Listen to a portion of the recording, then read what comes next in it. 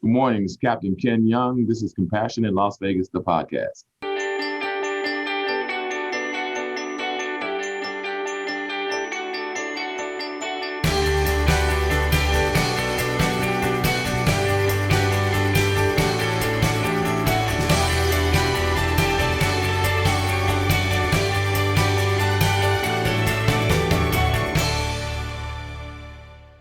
Today, we have the pleasure of sitting down and speaking with Captain Ken Young, co-chair of the Law Enforcement Task Force with My Brother's Keepers Alliance. Captain Young, welcome to Compassion in Las Vegas, the podcast. I am so honored to have you on the show today because of your work in our community, your long history of first. You are a history maker and you are still making history today. And I think our audience is really going to be edified by the amazing work that you are doing in our schools, in our community, and in our world today. So thank you for joining the podcast. Thank you for having me, man. I'm excited about the conversation. Yeah. So my first question, it's the hardest of the podcast. I ask every guest, and I promise you there is no wrong answer, but it's simply this. How do you define compassion? Well, I'm looking at it as, as taking not a sympathetic, but a heartfelt look at others as we do a service for others, setting ourselves outside of the equation and looking at, with the gifts that I have, how can I service you? How can I make things better for you? That's a real basic look at it. It's a very generic look, but it's a heartfelt look. Yeah, I think that's a brilliant way to frame it. And I really appreciate your insight on that broad, huge topic, which is compassion. So we have you on the show today to talk about My Brother's Keeper Alliance. And that's an initiative actually started by our former president, President Barack Obama. So, it's kind of a big deal. It's a huge deal.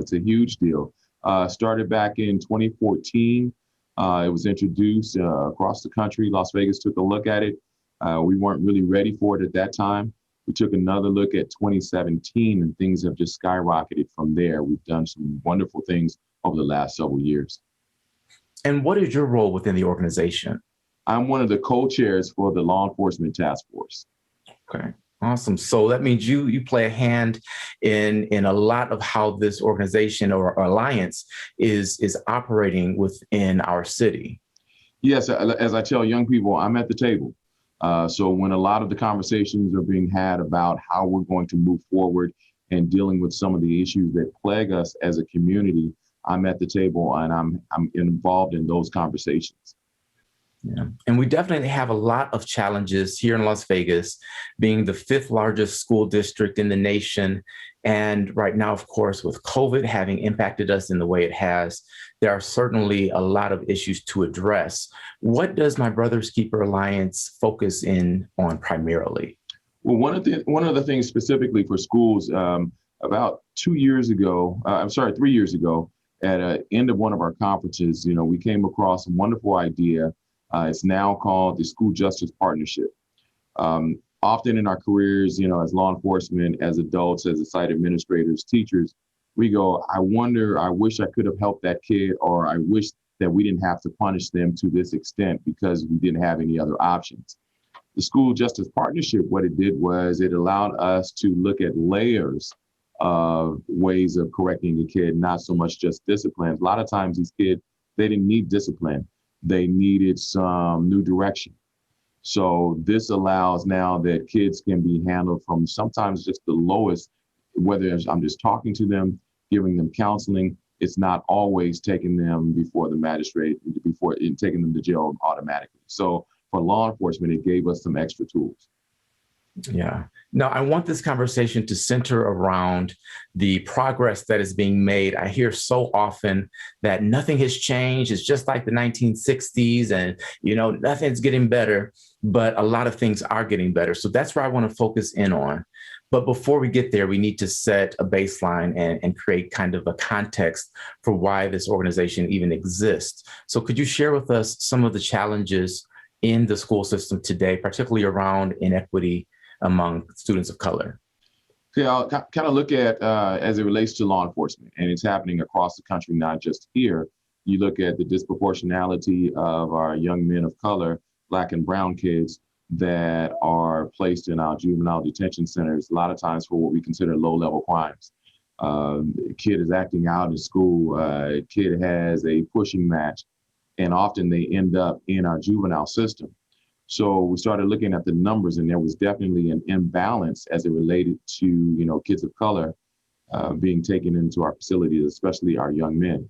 So one of the things that the president looked at globally was that how do we correct that? How do we right that ship? How do we change the culture, not of just kids, but also of law enforcement, school administrators, community leaders? How do we change the culture that people are helping these kids versus always wanting to punish them? Now, before we get into the meat of our conversation, I want to hear a bit more about you, Ken Young. So you are the one that has blazed the trail in so many different arenas. You are not just a law enforcement officer. You are a veteran. You are a performer. You are a pastor's kid. Like, you are just so multifaceted. Just share a little bit about you and some of the highlights. Well, I'm originally from Oakland, California. Came to Las Vegas in 1982 as a member of the U.S. Air Force. Las Vegas was really not on my radar. And when I got here, I was like, it's definitely too hot for me to be here. So I was coming from a different community. Las Vegas was initially a challenge for me as it relates to the progression and the progressiveness of this community. It's grown on me over the last almost 40 years. After 9 years in the Air Force, I became a member of the Clark County School District Police Department. And over the years, I've had an opportunity to move up through the ranks. I've been first in a lot of stuff. Currently, I still believe, I think I'm still the ranking African-American in the state of Nevada as it relates to school policing, our officers that are involved in the school system. So still a first in that. I was the first public information officer. I've worked in gangs. I've worked in the training unit. So I've had a well-rounded career. As well, I'm a performer. I'm a vocalist. I've had an opportunity to travel the world as a musician. I've worked with such notables as Gladys Knight, David Cassidy, Tommy Tune, gospel legends, the Hawkins, Daryl Coley. And so it's just, I've had some wonderful opportunities. I'm a father of 3, grandfather of 5 girls. 5 girls. 5 granddaughters, man. Wow. So you named some folks. We can't just skate by this. So Gladys Knight is perhaps my grandmother's favorite artist of all time. She's also one of my favorites, and timeless, classic, just one of the best to ever do it. So you've worked with her. That's amazing. Daryl Coley is the voice of gospel. Yeah. I mean, no one like him. No one was like him before. No one will be like him. He has set the bar at an unreachable level. Hawkins, I mean, legendary. So I just want the audience that may not be familiar with some of these names to know, like, these are amazing individuals. Yeah, these were my influences. Daryl Coley and another gentleman, Derek Hughes, were responsible for me singing. I was a drummer, and they heard me clowning around and was like, don't ever sit back on the drums again, come to the mic. So it's a long story there, but it's a fun story. And here I am. Well, hey, I want to ask this. How does music impact the way you approach law enforcement? Well, it's about timing. And that's probably one of the best analogies I can give. It's timing. So as a musician, you have to understand how the music ebbs and flows. Same thing when in law enforcement. There's times when I have to be aggressive. There's times when I have to be compassionate. There's times when I have to be a counselor, a father, and an enforcer. So it's understanding, what's in front of you and then applying those skill sets in a timely manner. I want to take it way back to when you were little, Ken, and your first encounter with law enforcement. So growing up in Oakland, California, a lot of people don't know that I have a deep root with the Black Panthers. We were living around the corner from their headquarters, and then my cousin was married to Dr. Huey P. Newton. So we were up front and close and saw the initial start of and some of the things that they were doing in our community. So initially, law enforcement were not our friend, based on some of the things that we saw and how they were treating some of our elders. 1972, 73-ish, I had an encounter with an Officer Brown, who I was doing something that I shouldn't have done. And instead of him taking the enforcement route, he said, there's something about you. I'm not really sure what it is, but I want to go meet your parents. So he took me home. And from that point on, I had a new respect for law enforcement because it could have been worse. As my pastor would say, it could have gone another way. But he took the opportunity to get to know me there for a second and talk me through better decision making. That's powerful. He took the time to see beyond the activity you were engaged in and to see the person that you could become. Yes. Has that shaped the way you approach your work with kids today? Definitely. One of the wonderful things about being a part of the faith-based community, the areas that I worked, a lot of their kids, I knew their parents, I knew their grandparents, I knew their pastors, I knew their youth leaders at their churches. So often, I could come in and recognize a kid or recognize the family relation and be able to talk a kid down or talk a kid through, a lot of situations where some of my counterparts who weren't embedded in certain communities would not have had that opportunity. So in our community, there are people doing incredible work, advancing the cause of all people. And there's also a mistrust of law enforcement, of police officers, of cops. Have you ever dealt with mistrust on that level? And if so, how? Definitely. That's very consistent because of the career field. Automatically, people look at you and go, he's a law enforcement officer. So, he's sold out to the system. He may not understand, what it is to be a Black man anymore, and that couldn't be further from the truth. Every day that I get up, no matter what uniform or what clothes that I have on, first of all, I'm still a Black man. So I definitely understand, historically, what has happened. I understand historically the mistrust of law enforcement. So part of my goal is to try and help to change that thought, to change that process, that at some point somebody's going to say that he's a cop, but he's fair. He's a cop. He made those around him, act in a fair manner as best that he could. But do you think that there's an impact, almost reverse racism? I don't love that term, but I think it gives us a context for the question. Do you think that there's a reverse racism impact on learning outcomes or just community engagement in general? Yes. One of the things that I often, advocate is the need for cultural competency training within our school systems and in our community leaders. That, learning, how these cultures, what are some of the norms in a particular culture? Some people call it a stereotype, but if you look at it, it's a factual thing that in certain cultures, certain things are accepted, certain things are norms. So within that, do you think that there is an element of genetic cultural differences, or is it purely environmental? And here's what I mean. Is there a way to drill down on what truly impacts the culture of the individual versus this kind of blanket idea that because the skin tone is one thing, that person operates in a certain way? I guess the question we'd asked initially is, are you the norm or an exception? So in most cases, your experience would be an exception. Mine was a little similar as being a preacher's kid.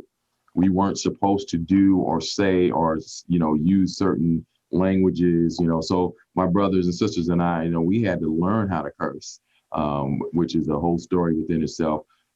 We had to learn or assimilate into certain things that other kids could do.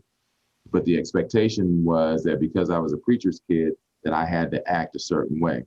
Often because a kid lives in a certain zip code, he lives, in a certain area, geographical area, the expectation is that he or she is going to act a certain way.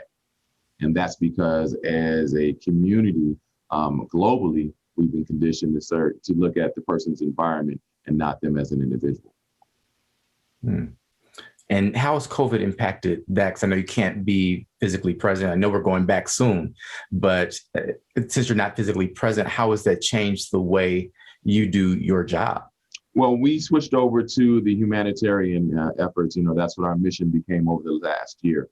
So we had an opportunity to interact with families and that were reaching out for help, kids that were reaching out for educational resources. So, officers, now had an opportunity to see kids with their families, as they were coming to the schools to get certain assistances that were available. So as we're going back into school now, we have to refocus and we're looking at, what's our new approach now we're having this conversation now of reimagining policing in our schools. We're having that conversation. What does it look like going forward? We have other resources that are available now. We have the Harbor.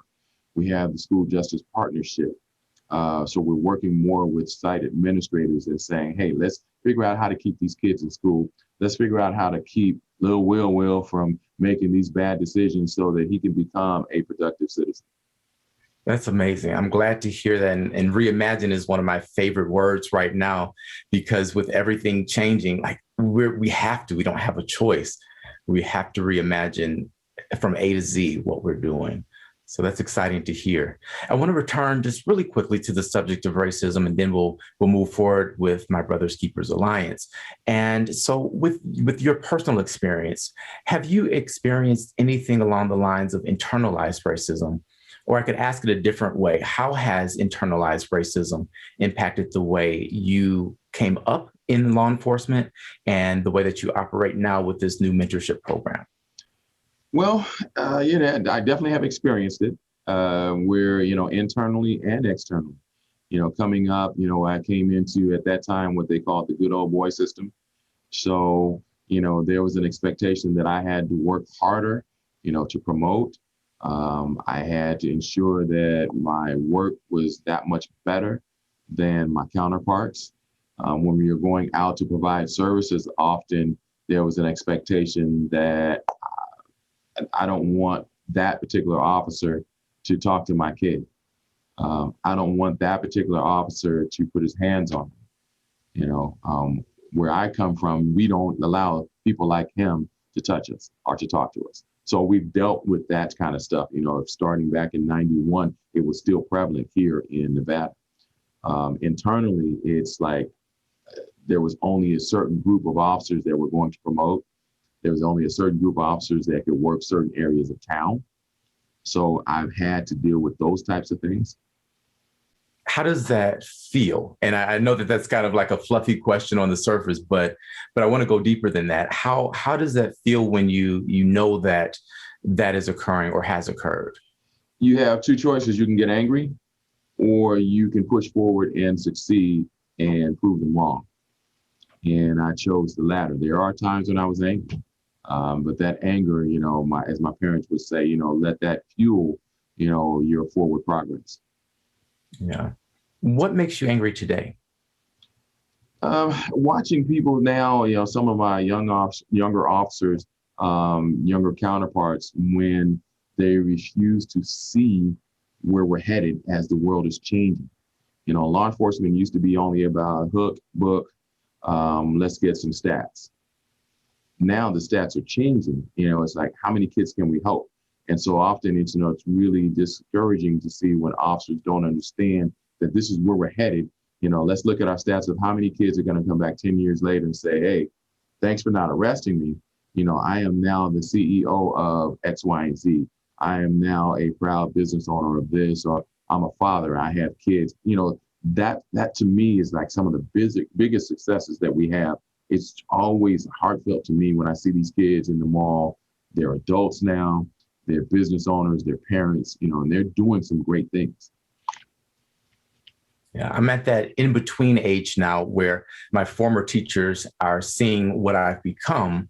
And now I'm also seeing what those I mentored are becoming. So it's really interesting because you never know the potential of an individual. And so I try to look at each person as being completely unlimited. And while I may peg them as this or that, if they're interested in something completely different, I do try to encourage that so they can become what their heart desires. And it really is so rewarding to see what happens when you just give someone a chance. Yeah, definitely, man. Like I said, I'm a recipient of that. Somebody took an opportunity to see beyond where I was, It's like this kid could actually do some things. He could go on to do some great things in life. And so, I try and pass that on to officers, hey, take an opportunity, take a complete look as much as you can, with this kid. And is your next move is going to impact them for years and years. Make the best decision for the kid. So, Captain, how do you define success? That's personal. It's almost like a DNA, your own DNA.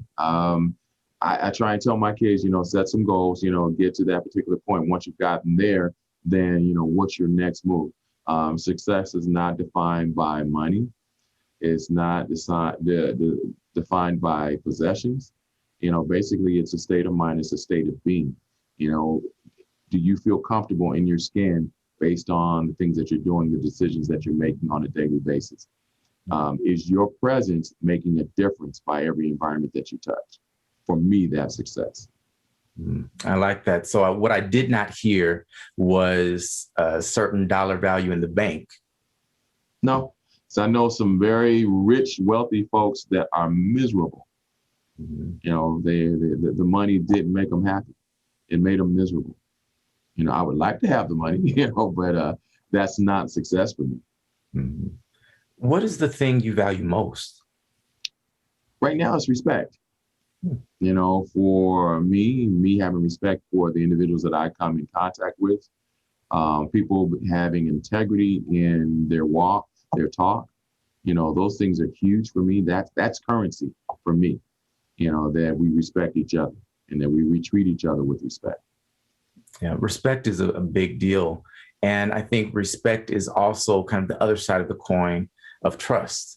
And so trust, I think, is huge, particularly in the work that you do. And it sounds like from what you've shared so far, you've had some experiences that have helped to shape your ability to get others to trust you. And of course, with the spaces that you've been in the various capacities, you've learned a thing or two about respect, which I'm so grateful you're able to now impart that into others in our community. Turning our attention to our Brothers Keeper Alliance, what would you say inspires you most about this program and the work that you've done so far? Well, when you look at like communities across the country, we have a call each week where we talk to other communities across the country, and we get a chance to hear the highlights of, some of the things that they're doing.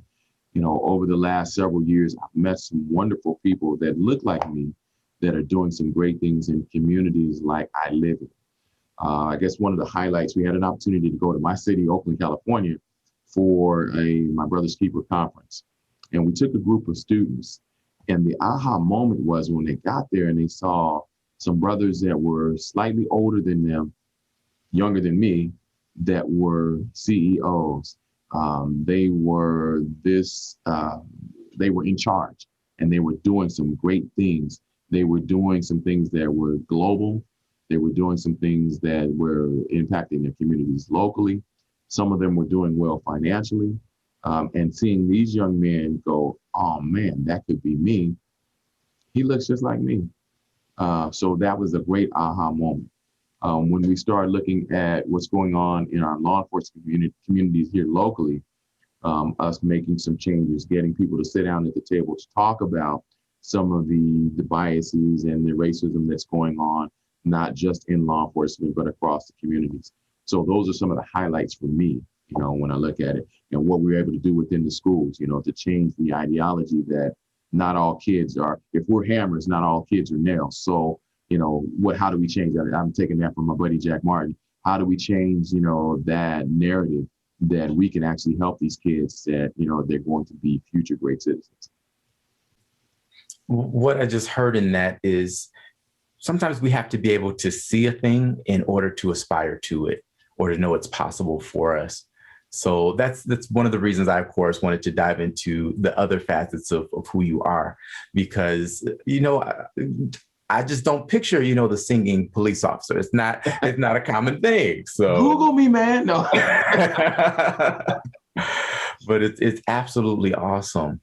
When you're in those moments when you're working with the students and you're making a connection, what does that do for you as an individual? It really reassures me that there's some hope. When I get those moments and I see the aha moments within the kids' eyes, then I push and I challenge. There's been some times, when I first started as a law enforcement officer, hey, I got to get this stat. If I come in contact with a kid, yeah, he's going to jail. So now changing that methodology when I approach kids, looking at, if I make a promise to a kid, hey, I'm coming to see you in 2 weeks and your grades and talk to you about what's going on in your life, I make sure that I keep that promise. And when the kids are making those progressions, when they're progressing, they're one that I reward them verbally. And then I also try to reward them with opportunities and connections. Like you, many of the kids, when I tell them I'm into music, and I've done X, Y, and Z, and I've worked with these artists and I've met these artists. When I tell kids, I wrote on Brandy's first album, and they go, "What? You?" Yeah, I did that. And I'm still a law enforcement officer, and I've traveled the world. I've been through the United States about 9 times. I've been throughout the world. I've been everywhere I wanted to go on someone else's dime, being paid to be there and enjoying the environment. Wow. And you just, I got to take a second to absorb that. Brandy's one of my favorite artists as well. And so to know that you've written for her, you're like, we're going to have a second conversation about this music thing. Yeah, definitely, man. I've had some wonderful opportunities. Music has been an open door for me and an opportunity for me to get out and do some wonderful things. And like I said, when kids see the uniform, they don't make that connection. And so sometimes I get a chance to go to schools and visit music classes and, impart upon them, the importance of learning the basic theory. I tell them some of my horror stories because I had a great ear. I was a cheater. I didn't learn all that I needed to learn. I could play by ear. And that hampered me later on when I had some big opportunities, but I didn't have the skill level needed to stay in the opportunity. That's an important lesson. And I'm almost the opposite. I had to learn the theory because I couldn't play anything by ear. But what I heard you saying in that is that you are really allowing young people to see people. And what I mean by that is a lot of times we label people, oh, that's a police officer, oh, that's a doctor, that's a judge, that's a teacher. And we forget that behind that job title is a human being, a person just like I am. And so it seems like you're helping to bridge that gap in awareness for our students. Do you see that happening?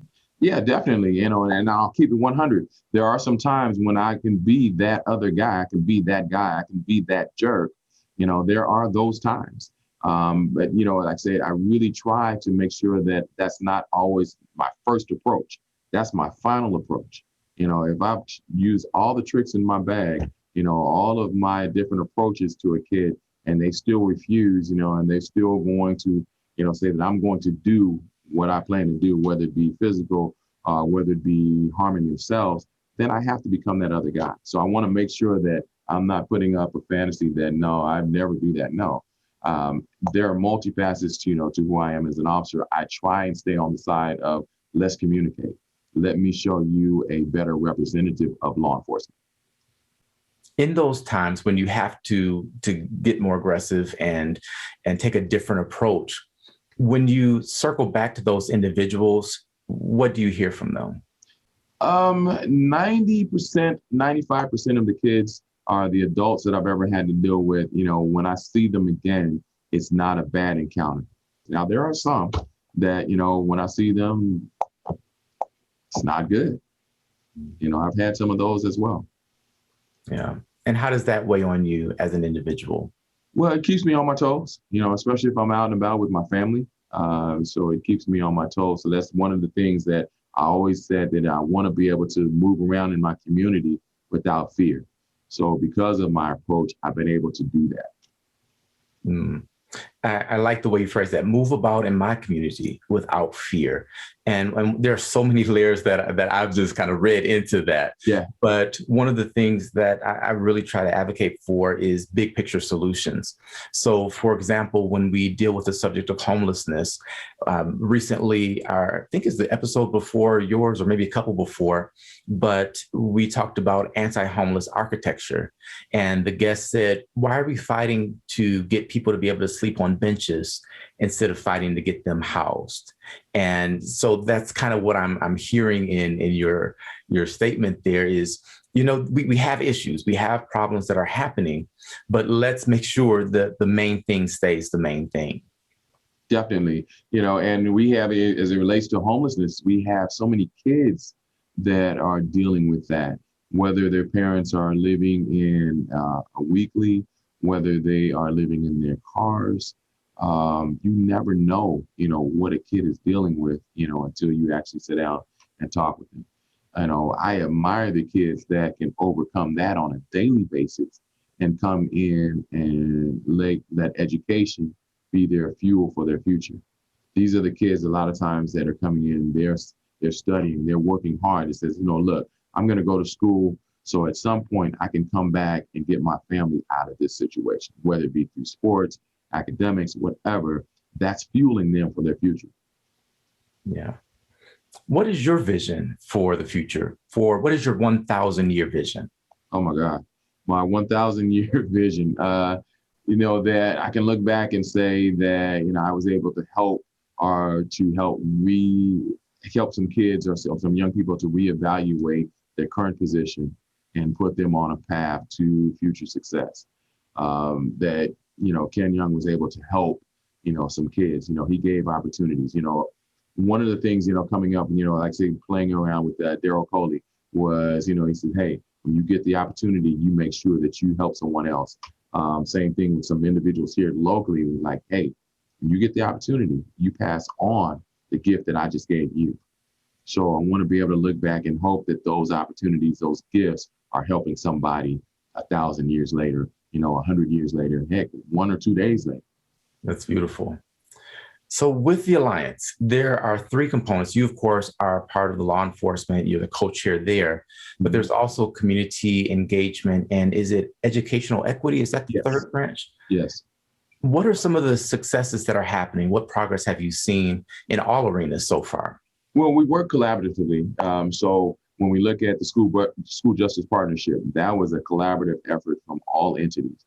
Okay, so let's what is that? Because that sounds fascinating, but I don't know what it is. So the school justice partnership was an agreement with law enforcement and educators that jail was not the only solution for kids.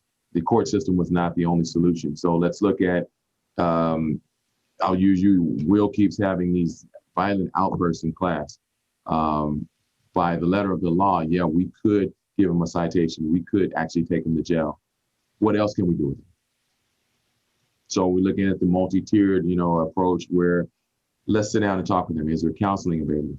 Do we need to refer Will to the Harbor where they have some other resources available through family counseling, through assistance with, getting him better housing? Those are opportunities that, we can look at.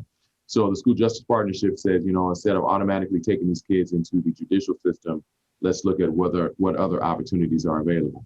So we came up with something that's called the Focus Acts, or we call low-level crimes. Kid has an outburst. We have a pushing match. A kid is trying to think of some of the other ones. Just real basic, low-level stuff that, a lot of times an officer is on his way to juvenile going, man, this is a waste of time. So there's a partnership between the school district and law enforcement and the judicial system that says, hey, you guys take a look at the other opportunities, also through the restorative process, as you mentioned earlier.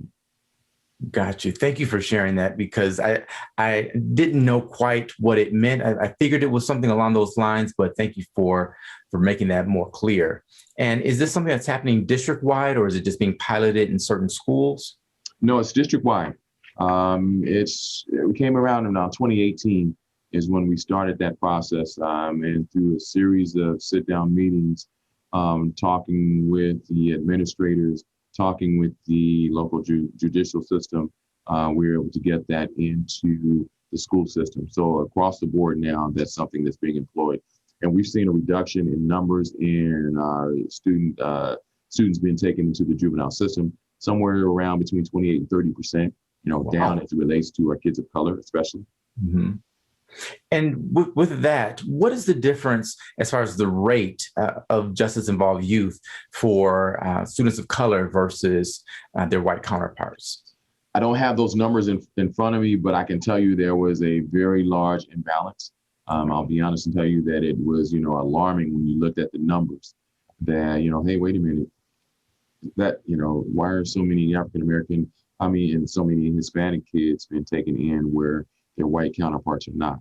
So we started looking at that from a law enforcement side, what are we doing because we're a part of this process? We started asking the educators, how are the kids being referred to us? And so, we started, pushing on, one, cultural competency, getting, implicit bias training, talking about first contact training. Just because a kid does this, do you automatically refer them to the dean's office or to the principal's office, whoever's handling discipline? I think that makes a huge difference when they know that opportunity exists. Sometimes it's easy to feel hopeless. I'm an adult. I've been an adult a little while. I won't say how many years, but I've been an adult for a while. And it's easy for me to feel hopeless. So going back to my younger self, if I didn't have opportunities in front of me or something to live for or work towards, that takes away hope. And for me, hope is really the energy of our future. If we don't have that, then what do we really have? So I just want to take this moment to say thank you for providing a space of hope for our students. Thank you, man, for the opportunity to kind of talk about some of these things. It's just really alarming when you see some of the things that we take for granted. Like you get a kid that lives in North Las Vegas that has never been to Henderson. A kid that lives in Henderson has never been to the Strip. So these things that we take for granted, that help to shape, who we are based on the environment. Some of these kids have never had those opportunities. So when we pair them up, with a mentor, a mentor is there to help provide and expose them to all these things that are around them to help shape, their future. Yeah. And you took me back again. So there are kids in our city that have never actually been to the Strip. Correct. And you go, wait a minute, it's 2021, and that's still true in a lot of areas. Wow. Exactly. And that for me gives some additional context to the need for what you're doing and the value of it. And it also provides another source of, we'll say, energy. The energy right now is frustration because we have so much available and we know the answers to the challenges we are facing. And sometimes it just doesn't feel like we are implementing the solutions that are right in front of us. Could you share a little bit of your insight on that? Well, here's the encouraging part of that, is that we have people that are in your age group that are stepping forward. You look at people like Minister Stretch, that are doing some wonderful things in the community. Everybody doesn't understand his approach, but I admire the fact that he's willing to get out there. When you look at Brother McCurdy, the young McCurdy, as I call him, stepping forward, people like that, people like yourself that are stepping forward gives people like me hope that, somebody along the way has made a difference. Somebody along the way, planted a seed for somebody like you to step forward to help reshape, where we are. And that is encouraging. And I'm inspired by both of those individuals. We've actually had now County Commissioner McCurdy on when he was Assemblyman McCurdy. So he's absolutely incredible. I don't know Minister Stretch, but I've seen his work. So we'll have to get him on the podcast too. Definitely be an interesting conversation for you. Well, in our last few minutes, I just want to dive into some visioning, some reimagining, some ideas for the future. So when you look at what's happening with the Alliance and what's happening with the school system at large and our state and our world at large, what would you say needs to happen to go from equality to equity? And what do you see happening in this moment that is helping to push that forward?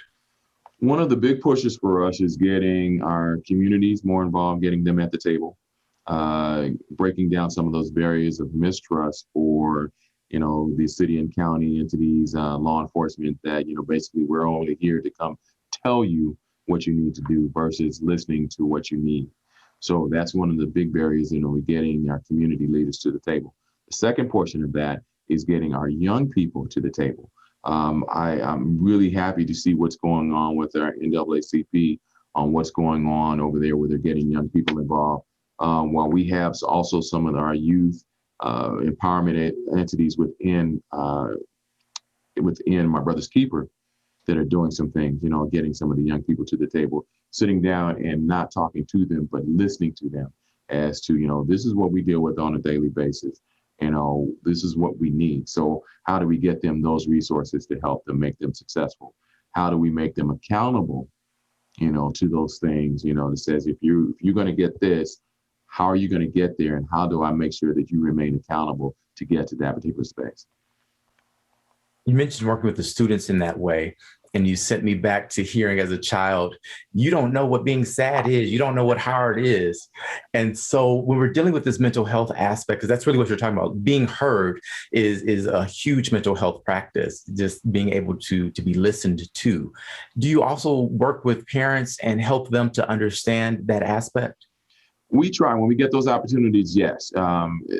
Sitting down with parents and doing parent-focused meetings to talk about how to deal with kids is not our main focus right now as law enforcement. Through my brother's keeper, yes, there are those opportunities through other organizations like the Harbor, through NAACP, there are those opportunities. And when we get the opportunity to come in as guests and talk to parents, it's eye-opening. But I think it's in the Parents Handbook, Chapter 5, page 4. We have to be able to say that you don't know what it is to be grown. You don't know what we went through. That's one thing we do as parents. Yeah, uphill both ways. That's in right. the snow and the heat at the same time. I ate what was before me, and then my parents cooked it. I had to eat. So. Yeah, that's so funny. What do you do to take care of your mental health? What are some of your self-care practices? I'm really a kind of a loner in a sense. I do so many things in the public eye, whether it be performing or serving as a law enforcement officer, that a lot of times, I really, really, really enjoy quiet time. I'm getting back into, my times of sitting down with a good book. I enjoy mysteries, sitting down, doing time with my family. We are television buffs, we enjoy action movies and things like that. So those are things that I do in my downtime. I'm learning now how to communicate about me to others better. A lot of times, I was one of those internalizers, so I just keep it all in. So I'm learning now how that's really important. My wife is the communicator. So I'm learning now how to communicate better about what's going on with me, in me, and where I'm headed. I think that journey to self-love is a lifelong journey, and we're constantly learning who we are. And I feel as though the better I know myself, the better I'm able to begin to know you.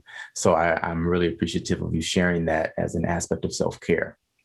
Definitely, man. Like I say, finding out who you are sometimes can be kind of scary, when you get there and you really, really look in the mirror. So I'm learning to appreciate that person. Like I say, I'm not grown yet, so I'm still learning. I'm still growing. What can we do as a community to help support My Brother's Keepers Alliance, your work in the school system, law enforcement as a whole? How can we be supportive of you? Get involved, get involved, get involved. And did I mention get involved?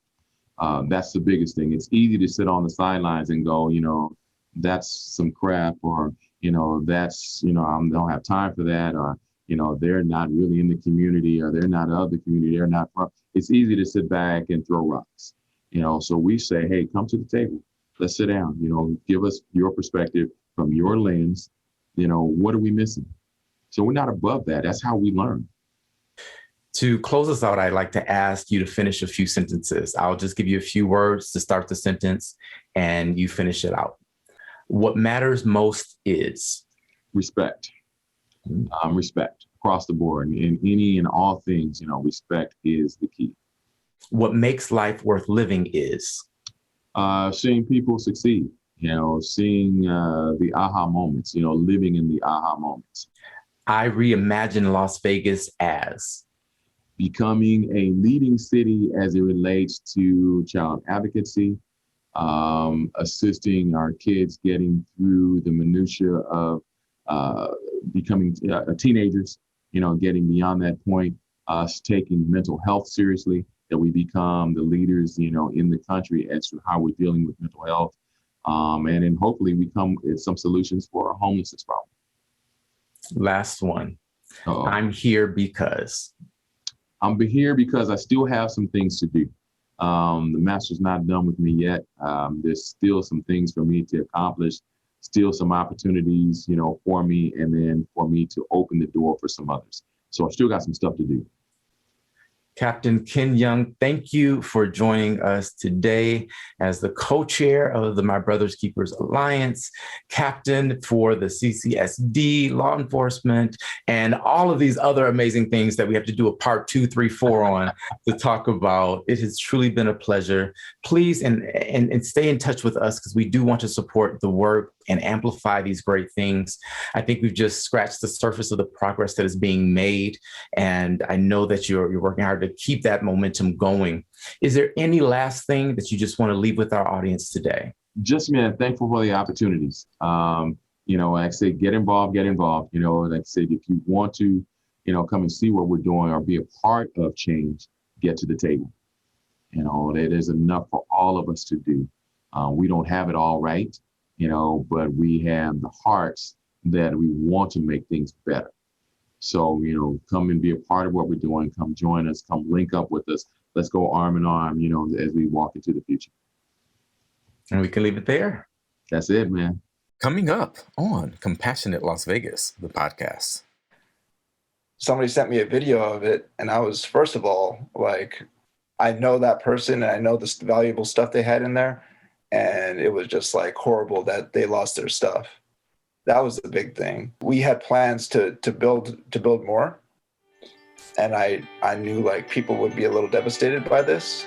I was down about it, but I know that it's a long road to get to where we got to go.